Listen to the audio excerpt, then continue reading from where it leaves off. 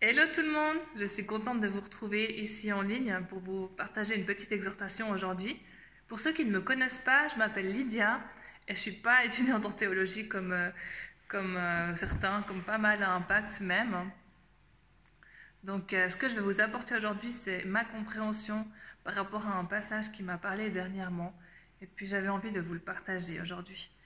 Donc je tiens à souligner que c'est ma compréhension qui vaut ce qu'elle vaut, mais ce qui est bien avec le Saint-Esprit, en fait, c'est qu'il parle de manière complètement différente sur un même passage biblique. Donc je sais que d'une manière ou d'une autre, ce passage, il va vous parler aussi. Alors c'est dans Luc 18, versets 9 à 14. Je vais vous le lire.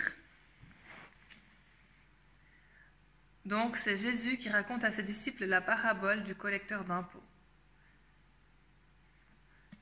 Deux hommes montèrent au temple pour prier. L'un était un pharisien, l'autre un collecteur d'impôts. Le pharisien, debout, faisait cette prière en lui-même. « Ô Dieu, je te remercie de ce que je ne suis pas comme les autres hommes, qui sont voleurs, injustes, adultères, ou même comme ce collecteur d'impôts. Je jeûne 2 fois par semaine et je donne la dîme de tous mes revenus. » Le collecteur d'impôts, lui, se tenait à distance et n'osait même pas lever les yeux au ciel. Mais il se frappait la poitrine en disant « Ô Dieu, aie pitié de moi, qui suis un pécheur. » Je vous le dis, lorsque ce dernier descendit chez lui, il était considéré comme juste, mais pas le pharisien. En effet, toute personne qui s'élève sera abaissée, et celle qui s'abaisse sera élevée. Voilà. Par rapport à ce texte, j'ai envie qu'on puisse voir où place leur foi ces deux hommes. Le pharisien, en fait, il regarde à lui. Il connaît la loi, c'est un homme respectable, il est bien vu par les autres. Il fait plein de bonnes actions. Il pense être juste et être digne de s'approcher de Dieu au temple. Le collecteur d'impôts, lui, il a conscience d'être pécheur. Il sait qu'il ne mérite pas de s'approcher de Dieu, mais il y va quand même. Il place sa confiance en Dieu, dans qui il est, dans sa bonté, dans sa miséricorde. Donc le pharisien regarde à lui, en quelque sorte il place sa foi en lui, dans les œuvres, dans ses bonnes œuvres, tandis que le collecteur d'impôts, il regarde à Dieu, à qui il est. Voilà. Je vais vous lire, mince, pourquoi j'ai fermé ma Bible? La suite, le deuxième passage, en fait, c'est juste après. C'est Jésus qui est dans la foule et puis des gens lui amènent des petits-enfants pour qu'ils puissent les bénir. Et les disciples de Jésus les repoussent. Et Jésus, qu'est-ce qu'il dit? Alors là, Jésus appela les enfants et dit « Laissez les petits-enfants venir à moi et ne les en empêchez pas, car le royaume de Dieu est pour ceux qui leur ressemblent. Je vous le dis en vérité, celui qui n'accueille pas le royaume de Dieu comme un petit enfant n'y entrera pas. » Voilà, donc ce passage, je sais que vous l'avez certainement déjà entendu. Là, Jésus, il nous parle qu'on doit accueillir le royaume de Dieu comme un petit enfant. Donc, comment un enfant accueille le royaume de Dieu? Ce qu'on retire en général, c'est que les enfants, ils ont une foi qui est plus grande ou plus pure en tout cas que les adultes parce qu'ils ne remettent pas les choses en question. Donc ça peut être perçu positivement comme un enseignement pour nous. Je vais vous faire le lien en fait avec un cadeau. Est-ce que vous avez déjà reçu un cadeau, un énorme cadeau que vous pensez juste pas mériter, alors que c'était pas votre anniversaire et que c'était pas Noël non plus? Les adultes, en général, quand ils reçoivent un méga cadeau comme ça, la réaction qu'ils ont, déjà c'est un peu soupçonneux. Ils se demandent mais pourquoi on m'offre ce cadeau? J'ai rien fait de spécial. Souvent on se demande mais peut-être que cette personne-là attend quelque chose de moi, elle essaye de m'acheter, d'acheter mon affection, quelque chose comme ça. On est soupçonneux en fait. Donc on se demande si on le mérite vraiment et si on peut l'accepter. Et en général, on finit quand même par accepter le cadeau sous la pression. Mais on est gêné.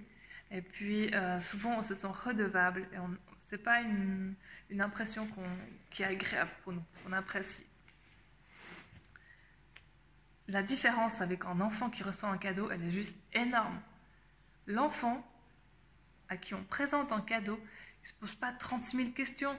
Il ne se demande même pas mais c'est pas mon anniversaire, c'est bizarre. Il ne se demande pas s'il l'a mérité. Il voit juste que le cadeau, il est là, que la personne le lui donne, alors il prend. Voilà. Peu importe la raison qui a poussé la personne à faire ce cadeau, l'enfant, il va pas se poser la question. En quelque sorte, en fait, et ça c'est un enseignement pour nous, il a confiance dans le fait que la personne qui lui donne ce cadeau-là, elle a ses raisons de lui donner.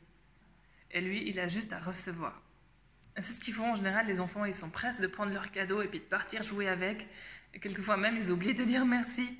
Ils reviennent seulement après quelques temps, après avoir joué un moment pour dire merci à la personne. Enfin bref. Je vais faire un lien du coup avec le premier passage, parce que peut-être que c'est pas flagrant pour vous, mais moi, ça m'a quand même frappé aux yeux. J'ai l'impression que nous, les adultes, on est comme ce pharisien, souvent.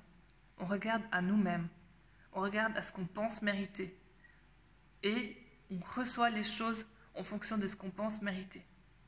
Donc attention, ça peut être soit comme ce pharisien à surévaluer un peu notre estime de soi. On pense être juste parce qu'on a fait des bonnes œuvres, et dans ce cas-là, on se remplit d'orgueil, mais on peut aussi se dévaloriser, se dénigrer. Donc c'est dans les deux sens.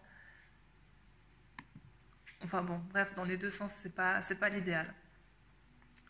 Et je fais le lien que les enfants, eux, au contraire, ils sont comme le collecteur d'impôts, c'est-à-dire qu'ils ne regardent pas à eux, mais qu'ils regardent dans la personne qui leur donne le cadeau. Ce que j'ai envie de vous apporter aujourd'hui, c'est qu'on puisse être comme un enfant, recevoir le cadeau de Dieu comme un enfant. Un enfant a la capacité à recevoir comme un adulte n'a pas, comme trop souvent on a perdu déjà. Dieu veut qu'on reçoive son cadeau comme un enfant, avec joie, sans retenue. Son cadeau pour nous, c'est le salut, la justification en Jésus et la vie en abondance dans tous les domaines de notre vie qu'on veut bien lui soumettre. Peu importe ce que tu as fait, si tu penses mériter ce cadeau ou non, Dieu te le fait. N'essaie pas d'analyser pour savoir si Dieu a raison ou non de te faire ce cadeau et si tu peux le prendre. Dieu ne se trompe pas.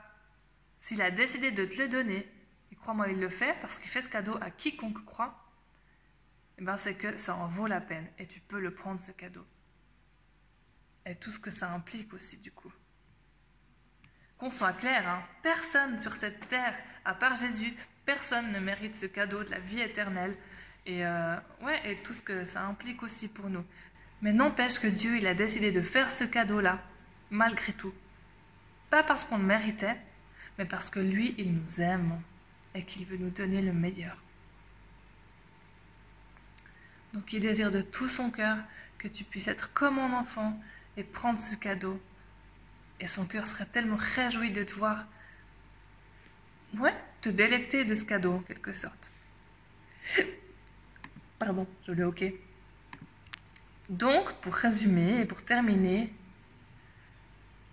je t'encourage à sortir de la pensée que beaucoup d'adultes ont, c'est la pensée du mérite.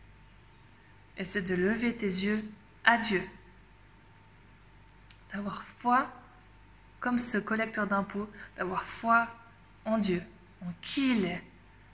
Moi, je ne suis pas digne, mais Dieu, il est bon, il est plein de grâce et plein de miséricorde. Et comme ce collecteur d'impôts, approche-toi de Dieu avec foi. Parce qu'en effet, c'est par la foi qu'on est rendu juste, c'est pas par nos bonnes œuvres. Comme le dit, c'est Romains 5, versets 1 et 2. Je te laisserai aller regarder. Il suffit de croire qu'on est rendu juste par le sacrifice de Jésus pour être rendu juste. Et pour recevoir du coup la vie en abondance qui est le cadeau que Dieu veut nous faire. Alors, pour terminer, 2 choses à quoi je t'invite? Premièrement, comme le collecteur d'impôts, à placer ta foi en Dieu. Deuxième chose, comme un enfant, à oser recevoir sans retenue le cadeau qui t'est proposé. Voilà. Alors, j'ai encore envie de prier un petit coup avant de terminer. Et puis après, je vous laisserai. Seigneur, je te remercie parce que tu nous fais ce cadeau énorme, tellement énorme que souvent, nous, on s'en prive parce qu'on ne pense pas le mériter complètement. Et on se prive de tellement de facettes de ta bonté, Seigneur. Je prie que tu viennes nous montrer dans quel domaine de notre vie on se prive de ta grâce. Apprends-nous à recevoir ce cadeau, Seigneur. Apprends-nous à recevoir ton amour. Au nom de Jésus, Amen. Voilà, merci de m'avoir accordé un peu de votre temps. Je vous salue, puis je vous dis à bientôt.